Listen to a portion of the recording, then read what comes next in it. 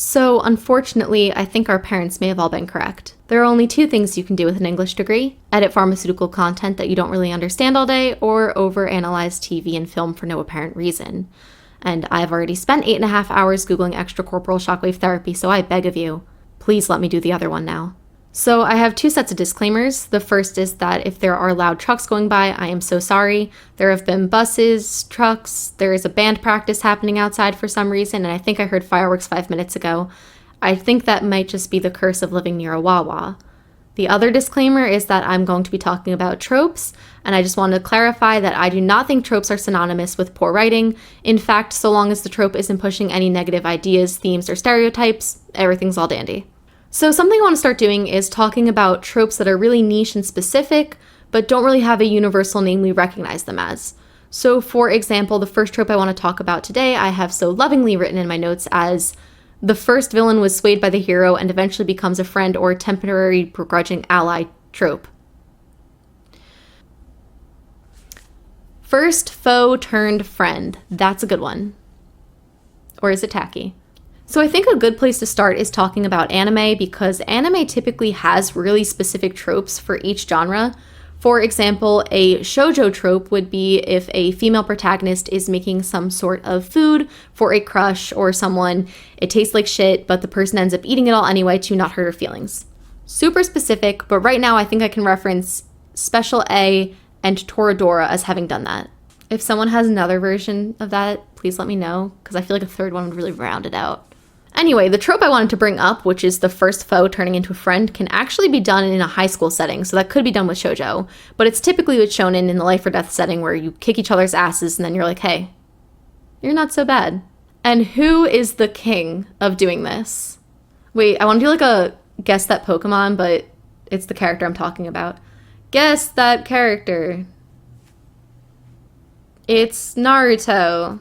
So Naruto is famous for his talk no jutsu, because even in a show where there are kunai and there are shuriken and everyone has like magical powers and there's Rock Lee, there's motherfucking Rock Lee at your side, and you still have the weapon of choice being Sadness and Sorrow, the soundtrack. I also sat on a swing alone one time. So I'm going to specifically touch on Zabuza because his cow print sleeveys have been on my mind lately. But Zabuza was the first real villain who turned into what I would argue isn't even a friend or ally, but rather someone who helped him out with the final minutes of his life. I think this is where that conversation of atonement versus forgiveness can come into place. So Zabuza knew he was a bad guy. He didn't try to say that in his final moments he was writing everything he's ever done, but he was taking a last-minute stab at some sort of atonement. So yeah, atonement is different from redemption and forgiveness. Weirdly enough, I think if there was any show Zabuza could have earned full forgiveness on, it was Naruto, because that bitch does not care if you've killed people. So Zabuza was the first victim of talk no jutsu. He ends up helping out Naruto in the end, but he doesn't really try to ignore the fact that they were trying to kill each other 30 seconds ago. So yeah, this works with begrudging allyship, but I think the real meat of this trope would be in the foe to friend pipeline. Oh, I want to do another one. Who's the most famous example of a cartoon character who had a really good switch from being an enemy to a friend in the main group? It's Zuko. So why is Zuko's redemption arc so universally known as being one of the better ones? I think a lot of it has to do with the fact that Bryan Konietzko and Michael Dante DiMartino knew how many episodes they were going to have before going into the series layout. What I mean by that is a lot of shows these days, especially on Netflix, I'm going to talk about a Netflix show later, they're coming out season by season, they keep getting renewed. It's really hard to put together a cohesive story like that. For example, if we're comparing just Avatar to The Legend of Korra, I still very much enjoy The Legend of Korra, but you can't deny that each season feels a lot more disconnected than seasons 1 through 3 of Avatar: The Last Airbender. I think another thing that helped was the fact that Zuko wasn't a friend to everyone right off the bat. So Toph obviously had the least amount of beef with him, so she accepts him as Aang's firebending teacher first. Sokka and Aang are a little more tentative, but Katara takes the longest to come around because she's always hated the Fire Nation. And what I really, really like is that in the Southern Raiders episode, when Katara does eventually forgive Zuko, she clarifies that it's because he earned it, he worked for it. It's not a case where she just feels like he was owed forgiveness for simply saying sorry. And like I said, the show is spaced out. So season 1, he's the clear villain, even though we all kind of know he's eventually probably going to be redeemed. We're seeing it through his perspective. We go into season 2, he starts to wonder, maybe I can be satisfied with the life of serving tea next to my uncle with his morally ambiguous past. And then in season 3, technically the season 2 finale, Crossroads of Destiny, he betrays Iroh, decides to go to the Fire Nation because Azula says, I have Dad's approval, don't you want it? And so he has everything. He has his dad's approval, he has his title back, he's Prince of the Fire Nation, and he's got his Goth GF. He seems to have it all, but he starts to wonder, maybe I'm not looking for satisfaction, maybe I'm looking for happiness. And he wonders, even if I would have been satisfied serving tea and bossing Say, maybe I'll only be happy if I undo all the wrongs my family has committed, or at least try to do it. And the way to do this is by befriending Aang and teaching him firebending.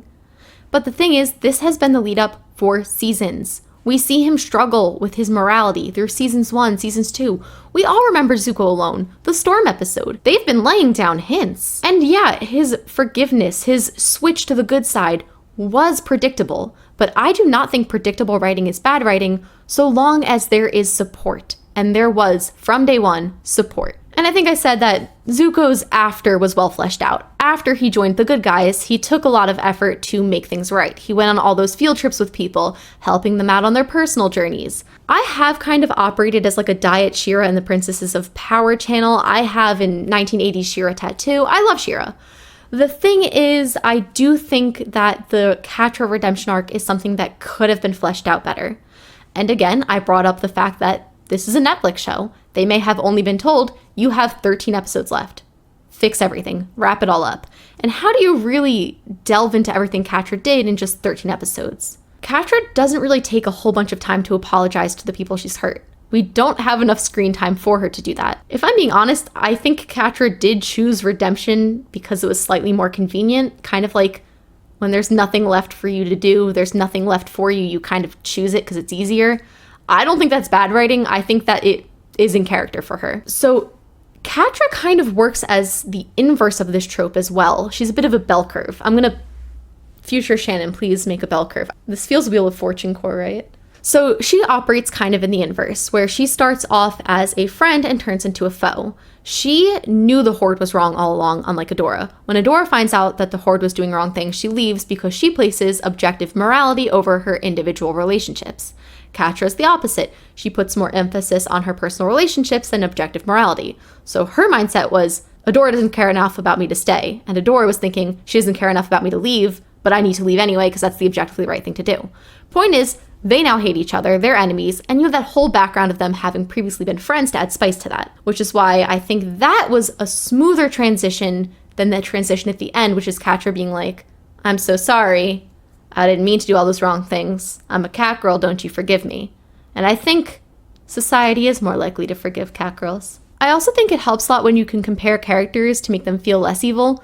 I think this is why we're focusing a lot on the first villain. They are the first person to be kind of an antagonist. So it's a lot easier when you ramp up the story when someone else comes in and they're a lot more evil. It's easier to write off what the first person did. So I'm going to kind of ignore Catra for now because I think she stays pretty naughty throughout the series.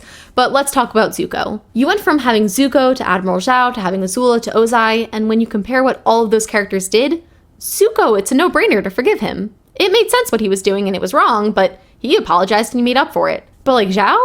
Ozai? I mean, Ozai was legit that Elmo picture with fire and he was like, I'm the Phoenix King. I think morality scaling also works when you're talking about the universe. So for example, it's a lot more normal to be forgiven for things like murder in the Naruto universe as compared to another one. Like, okay, think about Amity from the Owl House. She is their first villain turned friend, but she started off as a middle school bully. Not cool, but it's not the same thing as killing kids point blank in the Chunin exams. So I'm already talking about it, but why is it so easy for us to fit the first villain in as a friend later on? I think this is a good time for example time. That's a good segue, right? So I don't know who else has been keeping up with the new Fiona and Cake series. I think there's still 2 more episodes to come out, but it's been really reinvigorating my kind of obsession with the Ice King and Simon's whole story. That is one of the most interesting parts of Adventure Time. But if we're going back to scaling, Adventure Time has almost a Seinfeldian approach to good versus evil, meaning that they never really consider it that deep unless the episode wants it to be that deep. And what I mean by that is that sad or weird things happen all the time, but it's never treated that way unless the episode is specifically meant to be hitting close to home.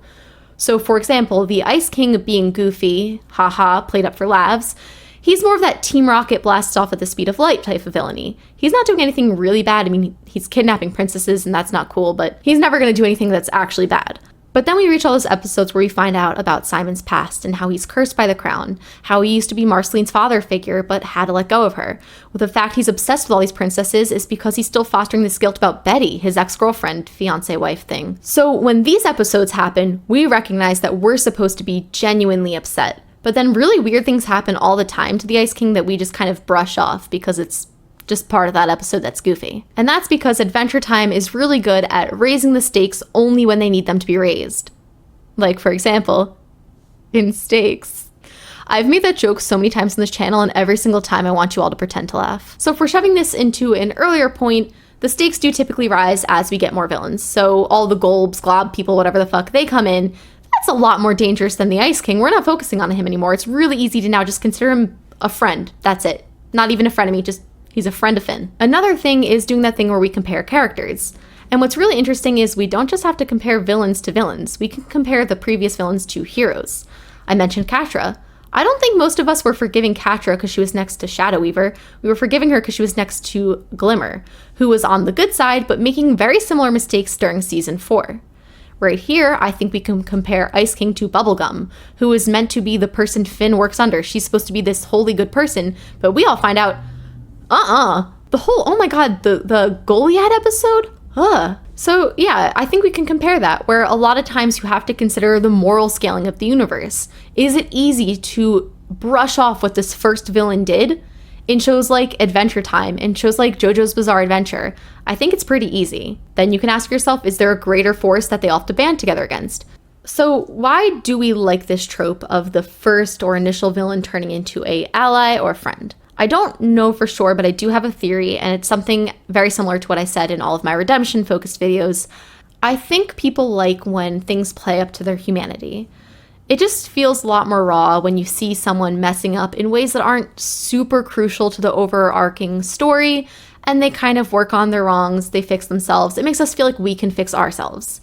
And this is tricky because I think this has less to do with morality scaling as morality similarity. I am making up all these words. Point is, in worlds that are more similar to ours, for example, BoJack Horseman, the things that BoJack did that were wrong feel almost worse than what Gar did, despite Gar's involving murder. We are able to see in these first villains a very minor sort of immorality. It's something easy to fix and easy to mend, and I think we like seeing that that's capable from ourselves and also that other people are capable of it. I think it comes down to that whole idea of people can do bad things without being bad people, but there also can be bad people who do bad things, but I think the difference would be between the first villain and the overall final villain, the Ice King and the Golb. Does this make sense? I feel like I'm spitting facts.